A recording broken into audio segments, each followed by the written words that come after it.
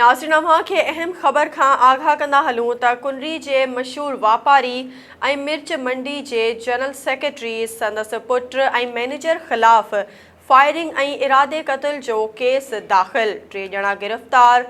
वापारियुनि मिर्च मंडी बंदि करे छॾी। SS न्यूज़ जे रिपोर्टर अनवर मेमण मूजिबि फ़रियादी अरशद राजपूत जी फ़रियाद ते वापारी मुसविर अहमद भट्टी, संदसि पुट शाहिद भट्टी ऐं मैनेजर मुरीद सुल्तान ख़िलाफ़ कुनरी थाणे ते केस दाख़िल कयो वियो। केस में इरादे क़त्ल, बछ ऐं फायरिंग जा कलम शामिल किया विया। फ़रियादी केस में ॼाणायो आहे त उमरकोट मां कुनरी ईंदे ॼाणल जवाबदारनि कार में सवार थी रस्ता रोक करे मारण जे इरादे सां मथसि फायरिंग कई, जंहिंमें संदसि साथी सादिक कपरी खे गोली लॻण सबबि ज़ख़्मी थी पियो।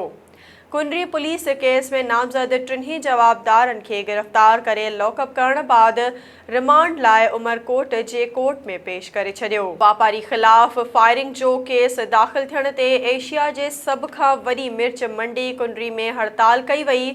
वापारियुनि ऐं मज़दूरनि मंडी खे बंदि करे एहतिजाजी मुज़ाहिरो करे नारेबाज़ी कई।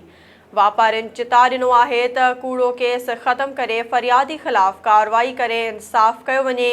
ॿी सूरत में एहतिजाज जो दाइरो वधायो वेंदो।